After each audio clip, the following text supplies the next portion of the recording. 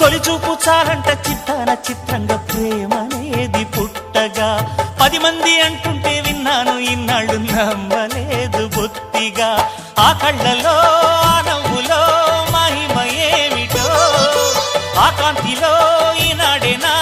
ఉదయమైనదో